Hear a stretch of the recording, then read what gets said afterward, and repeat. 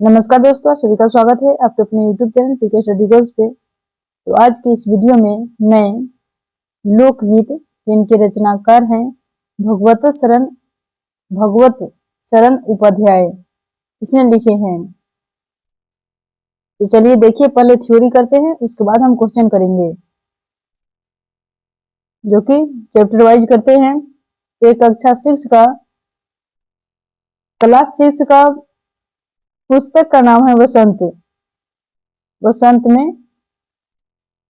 निबंध लिखा हुआ है लोकगीत। तो चलिए स्टार्ट करते हैं थ्योरी से।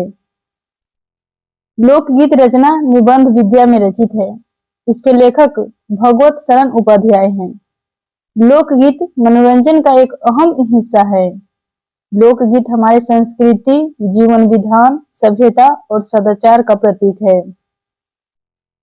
हिंदी की पाठ्य पुस्तक में लोकगीत देने का मुख्य उद्देश्य भाषिक विशेषता से परिचित कराना और रसानुभूति प्राप्त करना तथा भारत की सांस्कृतिक विशेषता से परिचित कराना है। लोकगीत एक विशेष समूह के लोगों, संस्कृति या उपसंस्कृति द्वारा साझा की जाने वाली अभिव्यंजक संस्कृति का समूह है। लोकगीत मानव जीवन की अनुभूत अभिव्यक्ति और हृदयोद्गार है तथा जीवन का स्वच्छ और साफ दर्पण भी है, जिसमें समाज में व्यक्त जीवन का प्रतिबिंब दिखाई पड़ता है। लोकगीत मानव जीवन की अद्भुत अभिव्यक्ति स्पंदनों से जितना जुड़ा हुआ है, उतना वाणी से किसी रूप में भी नहीं। लोकगीत ही जीवन की वास्तविक भावनाओं का व्यक्त करता है। आदिवासी लोकगीतों का एक प्रकार ओजस और सजीव है। ये गीत आदिवासी समुदायों की संस्कृति, परंपराओं और जीवन शैली का प्रतिबिंब है।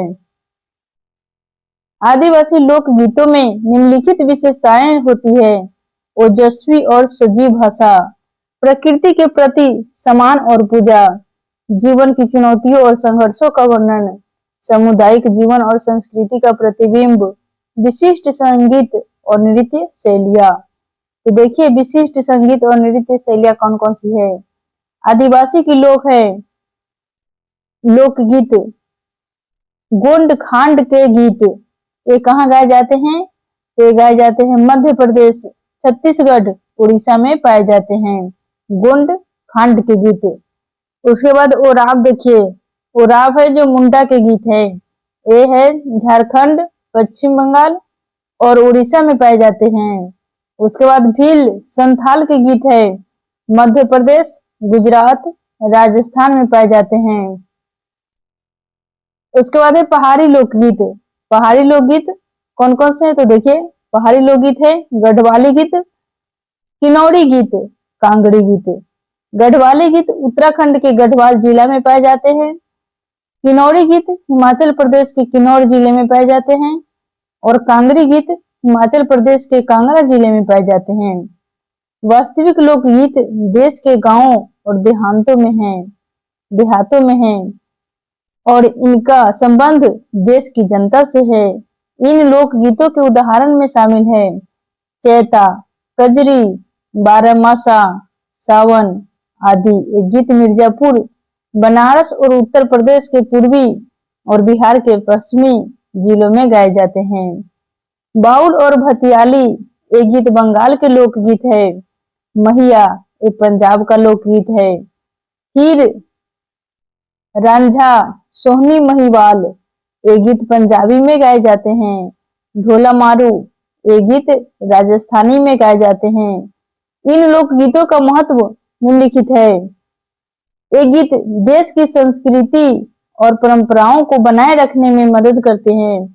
ये गीत लोगों के दिल को छू लेते हैं।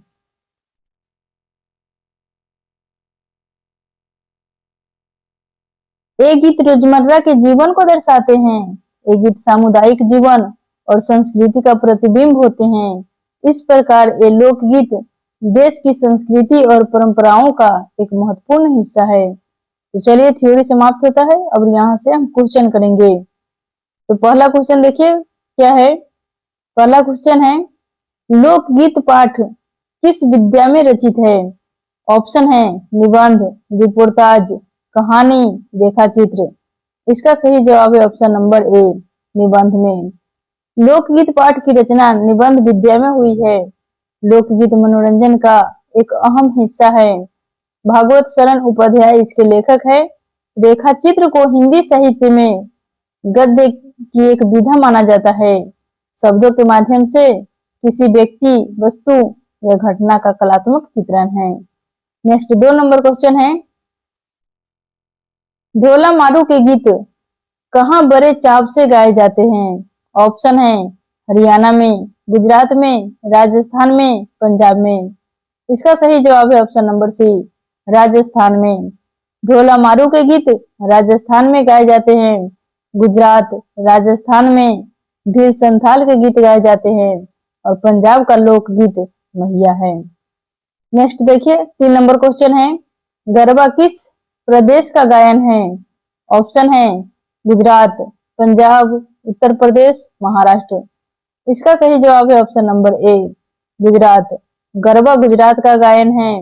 इसे विशेष विधि से घेरे में घूम घूम कर औरतें गाती है। मैया हीर, रांझा, सोहनी, महिवाल संबंधी गीत पंजाबी में है। चैता, कजरी, बारामासा, सावन आदि मिर्जापुर, बनारस और उत्तर प्रदेश के पूर्वी और बिहार के पश्चिमी जिलों में गाए जाते हैं। नेक्स्ट 4 नंबर क्वेश्चन है, किस कवि के ग्रंथों में लोकगीतों का रूप देखने को मिलता है? ऑप्शन है जयदेव, कालिदास, कबीरदास, रहीमदास। इसका सही जवाब है option number B, Kalidas. Kalidas के ग्रंथों में लोकगीतों का रूप देखने को मिलता है। जयदेव के ग्रंथों में रामकृष्ण की लीलाओं और प्रेम का वर्णन है। कबीरदास के ग्रंथों में निराकार निर्गुण ईश्वर का स्वरूप देखने को मिलता है। नेक्स्ट देखिए 5 नंबर क्वेश्चन है, चंदेल राजाओं के राज कवि का क्या नाम है? ऑप्शन है रागनिक, जगनिक, जयसी, रहीम। इसका सही जवाब है option number B, Jagnik. Jagnik Chandel राजाओं के राजकवि थे। इन्होंने अल्लाह उद्दल की वीरता का अपनी रचना अल्लाहखंड में वर्णन किया है। नेक्स्ट क्वेश्चन देखिए 6 नंबर क्वेश्चन है, बाउल और भतियाली कहाँ के लोकगीत है? ऑप्शन है असम, बंगाल, बिहार, राजस्थान। इसका सही जवाब होगा option number B, Bengal. Baul और भतियाली बंगाल का लोकगीत है। असम का पूछे तो असम का लोकगीत बिहू है। बिहू, असम का लोकगीत बिहू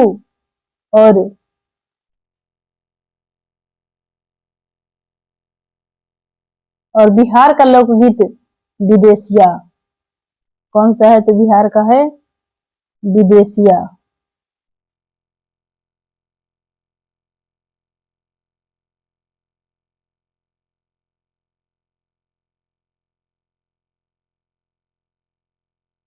नेक्स्ट 7 नंबर क्वेश्चन है, लोकगीत किसके कारण आकर्षक होता है? ऑप्शन है बोल, विराम, रचना, राग। इसका सही जवाब है ऑप्शन नंबर डी, राग। लोकगीत राग के कारण आकर्षक होता है। नेक्स्ट 8 नंबर क्वेश्चन है, गरबा चैती गुजरात का दलीय गायन का क्या कहा जाता है? ऑप्शन है गरबा, चैती, बिहू, इनमें से कोई नहीं। किसको दलीय गायन कहा जाता है? तो ऑप्शन ए, गरबा को। गुजरात का दलीय गायन गरबा को कहा जाता है। गरबा गायन में औरतें विशेष प्रकार का घेरा बनाकर घूम घूम कर गाती है, उसी को गरबा कहते हैं। नेक्स्ट 9 नंबर क्वेश्चन है, पूरब की बोलियों में अधिकतर किस लेखक के गीत गाए जाते हैं? ऑप्शन है तुलसीदास, विद्यापति, सूरदास, इनमें से कोई नहीं। इसका सही जवाब है ऑप्शन नंबर बी, विद्यापति। पूरब की बोलियों में अधिकतर मैथिल कोकिल विद्यापति के गीत गाए जाते हैं। नेक्स्ट 10 नंबर क्वेश्चन है, भोजपुरी में करीब 30 40 वर्षों से किस लोकगीत का प्रचार हुआ है? ऑप्शन है बाउल, चैती, विदेशिया, भतियाली। इसका सही जवाब है ऑप्शन नंबर सी, विदेशिया। भोजपुरी में करीब 30-40 वर्षों से विदेशिया लोकगीत का प्रचार प्रसार हुआ है। तो यहीं पे समाप्त होता है। नेक्स्ट चैप्टर है नौकर, जिनके लेखिका है अनु बंदोपाध्याय। तो चलिए स्टार्ट करते हैं, उसके बाद इसका भी थ्योरी करने के बाद हम क्वेश्चन करेंगे। नौकर पाठ की रचना निबंध विद्या में हुई है। इस पाठ की लेखिका अनु बंदोपाध्याय हैं। प्रस्तुत निबंध में लेखक ने महात्मा गांधी के सिद्धांतों का वर्णन किया है। इसमें जो लेखिका है वो महात्मा गांधी जी के बारे में सिद्धांतों का वर्णन किया है। देखिए कैसे कैसे वो कहाँ पे रहते थे, कौन से आश्रम में रहते थे, उनके सारे बात को बताए हैं ये लेखिका अनु बंदोपाध्याय जी ने। प्रस्तुत पाठ में लेखिका बताती है कि आमतौर पर नौकरों चाकरों द्वारा किए जाने वाले कार्य गांधी जी स्वयं ही कर लिया करते थे।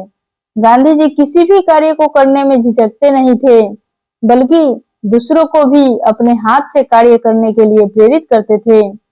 दक्षिण अफ्रीका में बोअर युद्ध के दौरान, बोअर किसको कहते हैं? तो बोअर का अर्थ होता है किसान या खेती करने वाला, उसको बोअर कहते हैं।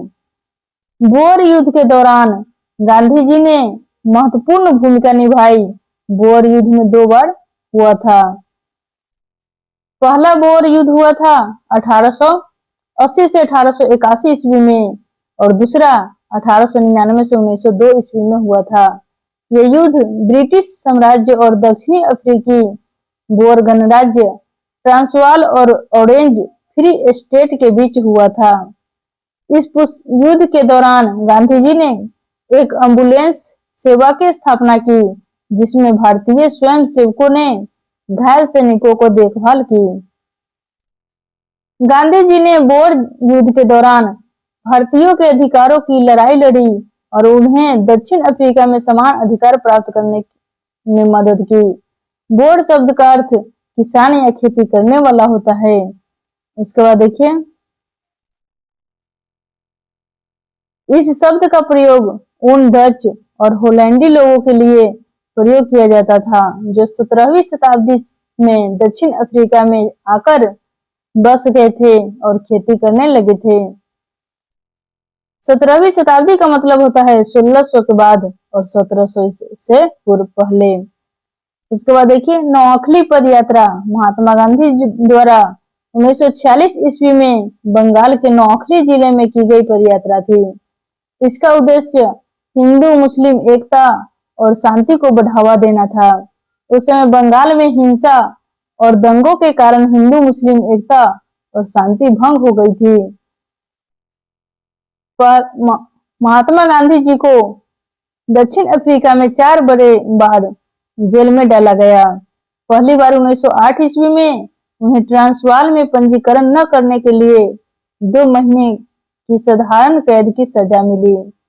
1913 ईस्वी में आखिरी बार दक्षिण अफ्रीका में उन्होंने 6 महीने की सजा हुई, लेकिन जल्दी ही रिहा कर दिया गया। तदुपरांत वे 1914 ईस्वी में दक्षिण अफ्रीका को छोड़कर भारत आ गए। गांधी जी का कहना था कि नौकरों को हमें वेतन भोगी मजदूर नहीं, अपने भाई के समान मानना चाहिए। तो यहाँ से हम क्वेश्चन करते हैं। तो चलिए, पहला नंबर क्वेश्चन है, नौकर पाठ के लेखक कौन है? ऑप्शन है शरत चंद्र उपाध्याय, मनु बंदोपाध्याय, अनु बंदोपाध्याय और मोहन राकेश। इसका सही जवाब है ऑप्शन नंबर सी, अनु बंदोपाध्याय। नौकर पाठ की लेखिका अनु बंदोपाध्याय हैं। अन्य रचना है बहुरूपी गांधी, जो कि उपन्यास है। नेक्स्ट 2 नंबर क्वेश्चन है, गांधी जी की कांग्रेस अधिवेशन में कहां से लौटने के बाद गए थे? ऑप्शन है भारत, दक्षिण अफ्रीका, लंदन, इंग्लैंड। इसका सही जवाब है ऑप्शन नंबर डी, दक्षिण अफ्रीका। गांधी जी दक्षिण अफ्रीका से वापस लौटने के बाद कांग्रेस अधिवेशन में शामिल हुए थे। गांधी जी बेलगांव, जो कि कर्नाटक अधिवेशन में कांग्रेस के अध्यक्ष बने थे। नेक्स्ट क्वेश्चन देखिए, 3 नंबर क्वेश्चन है, दक्षिण अफ्रीका में गांधी जी के साथ कौन ठहरे थे? ऑप्शन है नेहरू जी, टोल्स्टॉय, रविंद्रनाथ टैगोर, गोपाल कृष्ण गोखले। इसका सही जवाब है option number D, Gopal Krishna Gokhale. दक्षिण अफ्रीका में गांधी जी के साथ गोपाल कृष्ण गोखले ठहरे थे। गोपाल कृष्ण गोखले महात्मा गांधी के राजनीतिक गुरु थे। नेक्स्ट 4 नंबर क्वेश्चन है, नौआखरी पदयात्रा के समय गांधी जी की उम्र कितनी थी? ऑप्शन है 70 वर्ष, 78 वर्ष, 75 वर्ष, 80 वर्ष। इसका सही जवाब है ऑप्शन नंबर बी, 78 वर्ष। नौआखरी पदयात्रा के समय गांधी जी की उम्र 78 वर्ष थी। नौखली दंगे ब्रिटिश बंगाल, वर्तमान बांग्लादेश में के पूर्वी भाग चटगांव डिवीजन के नौआखली जिले में अक्टूबर-नवंबर 1746 में ब्रिटिश शासन से भारत की आजादी से 1 साल पहले हिंदुओं के अर्धसंगठित नरसंहार, बलात्कार और अपहरण की एक श्रृंखला थी। नेक्स्ट क्वेश्चन देखिए, 5 नंबर क्वेश्चन है, गांधी जी का आश्रम कहाँ था? ऑप्शन है गांधीनगर, पोरबंदर, साबरमती, आनंद। इसका सही जवाब है option number C, Sabarmati. Gandhi ji का आश्रम साबरमती में था। साबरमती आश्रम भारत के गुजरात राज्य के अहमदाबाद जिले में साबरमती नदी के किनारे स्थित है। यहाँ पर अहमदा होगा। उसके बाद नेक्स्ट 6 नंबर क्वेश्चन है, 6 नंबर क्वेश्चन है, कॉलेज के छात्रों को किस भाषा पर गर्व था? ऑप्शन है हिंदी भाषा पर, गुजराती भाषा पर, अंग्रेजी भाषा पर, पंजाबी भाषा पर। इसका सही जवाब है ऑप्शन नंबर सी, कॉलेज के छात्रों को अंग्रेजी भाषा पर गर्व था। नेक्स्ट देखिए 7 नंबर क्वेश्चन है, बोर युद्ध के दौरान घायलों को स्ट्रक्चर से गांधी जी एक दिन में कितने मील तक पैदल ढोया था? ऑप्शन है 5 मील तक, 10 मील तक, 25 मील तक, इनमें से कोई नहीं। इसका सही जवाब है ऑप्शन नंबर सी, 25 मील तक। दक्षिण अफ्रीका में बोर युद्ध के दौरान घायलों को स्ट्रेचर से गांधी जी एक दिन में 25-25 मील तक पैदल ढोया था। नेक्स्ट देखिए 8 नंबर क्वेश्चन है, महात्मा गांधी को अफ्रीकी में कितनी बार जेल में डाला गया था? ऑप्शन है 6 बार, 4 बार, 1 बार, 3 बार। इसका सही जवाब है ऑप्शन नंबर बी, 4 बार। महात्मा गांधी को दक्षिण अफ्रीका में 4 बार जेल जाना पड़ा था। पहली बार 1908 ईस्वी में उन्हें ट्रांसवाल के पंजीकरण न करने के लिए 2 महीने की साधारण जेल हुई। आखिरी बार 1913 ईस्वी में 6 महीने की सजा हुई, लेकिन जल्दी ही रिहा कर दिया गया था। नेक्स्ट 9 नंबर क्वेश्चन है, महात्मा गांधी दक्षिण अफ्रीका से भारत कब वापस लौटे? ऑप्शन है 9 जनवरी 1915 ईस्वी को, बी में है 10 जनवरी 1914 ईस्वी को, और सी है 10 जनवरी 1915 ईस्वी को, और डी है 9 जनवरी 1914 ईस्वी को। इसका सही जवाब है ऑप्शन नंबर ए, 9 जनवरी 1915 ईस्वी को। महात्मा गांधी दक्षिण अफ्रीका से 9 जनवरी 1915 ईस्वी को भारत लौटे थे। गांधी जी की गोपाल कृष्ण गोखले के अनुरोध पर हमेशा के लिए दक्षिण अफ्रीका को छोड़कर भारत लौट आए थे, इसीलिए 9 जनवरी को प्रवासी भारतीय दिवस के रूप में मनाया जाता है, जो अभी भी 9 जनवरी को प्रवासी भारतीय दिवस के रूप में मनाया जाता है। तो इससे भी क्वेश्चन आ सकता है कि प्रवासी भारतीय दिवस कब मनाया जाता है? तो 9 जनवरी को। नेक्स्ट 10 नंबर क्वेश्चन है, गांधी जी के आश्रम में प्रतिदिन सुबह अपने हाथों से क्या काम करते थे? ऑप्शन है चक्की से आटा पीसते थे, आश्रम से बाहर घूमने जाते थे, सुबह सुबह लोगों से मिलते थे। इनमें से कोई नहीं। इसका सही जवाब है ऑप्शन नंबर ए, चक्की से आटा पीसते थे। गांधी जी आश्रम में प्रतिदिन सुबह अपने हाथों से चक्की से आटा पीसते थे। तो यहीं पर समाप्त होता है। अगर मेरे चैनल पर पहली बार विजिट कर रहे हो तो चैनल को सब्सक्राइब कीजिए और दोस्तों के साथ शेयर कीजिए। Thanks for watching. मिलते हैं नेक्स्ट वीडियो में। जय हिंद, जय भारत।